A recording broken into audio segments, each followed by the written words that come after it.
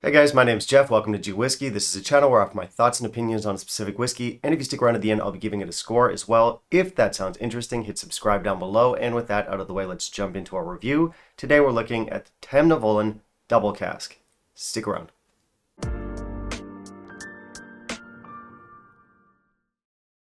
Alright, so we're looking at a Tamnavulin today, and this is a brand that I admit I don't know very much about. I think it's a brand that a lot of people don't know very much about. It doesn't get talked about too much, although there have been a few people in the comments that have suggested that I try out this bottle. Now, the first thing I noticed about this whiskey at the shop was that it was very cheap. This is extremely affordable. You might even call it a budget bin whiskey. And I'll tell you right out the gate, the specs here are not very good, which means right away, I'm sure there's a good chunk of you out there who have immediately lost interest, and I get that. Thing is though, different people do drink whiskey for different reasons. Some people drink whiskey because they exclusively want a high quality and engaging experience. Oppositely, some people drink whiskey because they want to unwind with a casual sipper after a long day. And finally, some people drink whiskey because they think being an enthusiast somehow makes them interesting and compensates for a complete lack of a personality or any redeeming features that make them even remotely likable.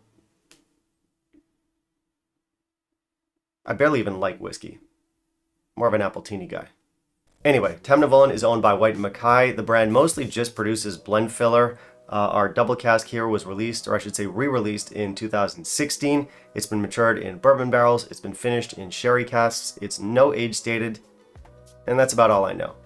Anyway, I'll be honest. This is the type of whiskey that I wouldn't normally be very interested in. I think the fact that we don't hear about it too much kind of gets in there subconsciously, and then you think, okay, it's probably not something that's very interesting, especially considering the fact that it's very cheap. I just assume the worst, which might not be fair. To be honest, I have very little experience with Tamnavulin.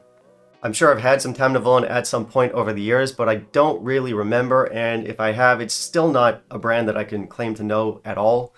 So I'm kind of going in fresh here, so it could be interesting. You never know. Let's jump into our review and find out. In the meantime, if you'll kindly leave a like down below, that'd be greatly appreciated. For our specs, this one comes in at 40% ABV. It is almost certainly chill filtered. And the back of my bottle says Mitfarbstoff, which is German for we did the color thing. For look, I think this bottle is okay. It's not great. Honestly, I'm kind of neutral towards it. I guess I would give it 2.5 out of 5. I don't mind the double label look. I think the color scheme is all right, but nothing outstanding. Of course, it's not going to tell us that it's non-chill filtered or natural color, because it isn't. It does say that it's matured in oak barrels and finished in sherry casks. It gives us some basic tasting notes on the back.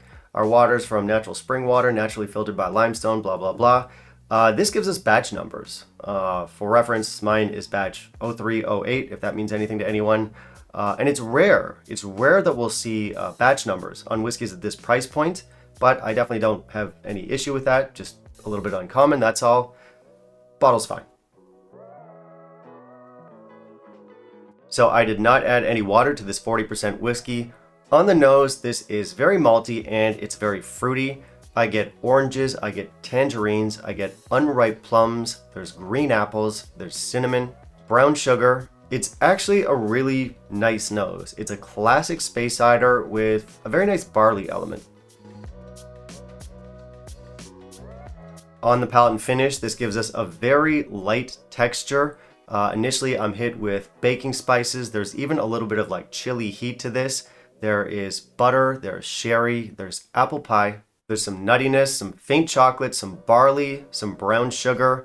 A lot of this is what was promised by the nose, but again, quite nice. Short to medium finish.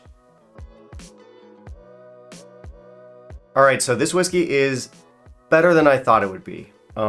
This is actually not my bottle, it's my friend's bottle. He lent it to me. Like I said, I didn't really want to pick this one up for myself. I guess I'm kind of a snooty princess and I thought this bottle would be beneath me.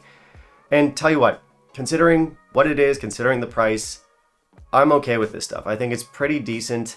However, of course, we do have to hit the button. 40%? Bro. 40? Bro. 46, bro. 46 is where it's at, bro. Complaining about the ABV is really just a formality here, though. You have to do it. But ultimately this is such a cheap whiskey that I don't really mind that much. Like this is budget bin territory. So when you're this cheap, I don't mind being lenient. Of course, the whiskey would be better at 46%. That's always the case. But as they say here in Taiwan, c'est la vie. Now, initially, I was worried that this would be a very generic whiskey, and I guess it kind of is. It's not generic, but I would say it's very much a typical Speysider.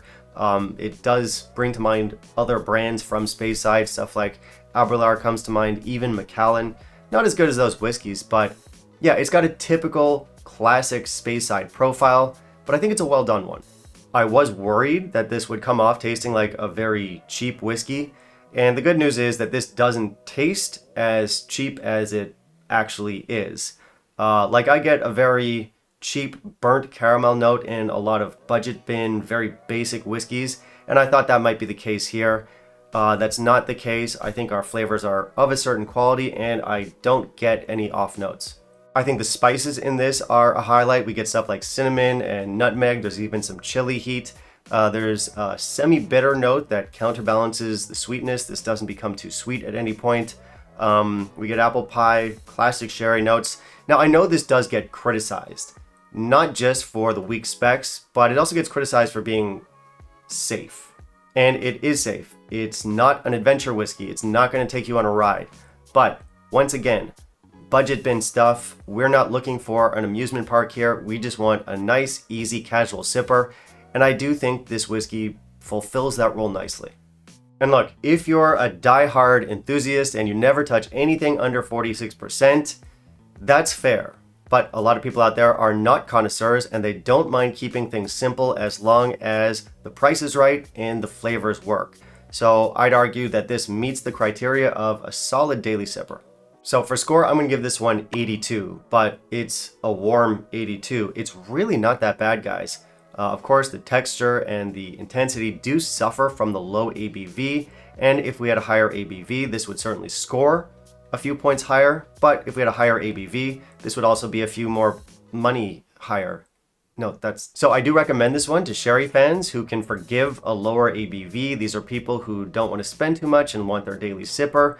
I think this one works. It is basic, it is light, but good flavors and better than I expected.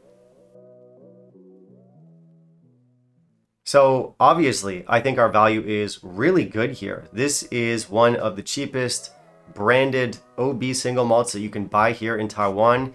In my market, this cost like 20 US, roughly 16 pounds, which is absurd value. Never mind the specs. Daily sipper, budget bin, worth it. Alright, that's it for me today, guys. Thank you very much for watching. If you want to help support the channel, I do have the Patreon. Otherwise, you can like, comment, and subscribe. Of course, I do want to hear from you. Have you tried our Tamnavulin Double Cask? How do you feel about it? Do you think it's a good budget bin daily sipper? Do you want something a little bit more substantial? Let me know down below. Finally, down in the comments, you can tell me what you want to see me review next, and I'll keep it in mind for my upcoming videos. Bye, guys.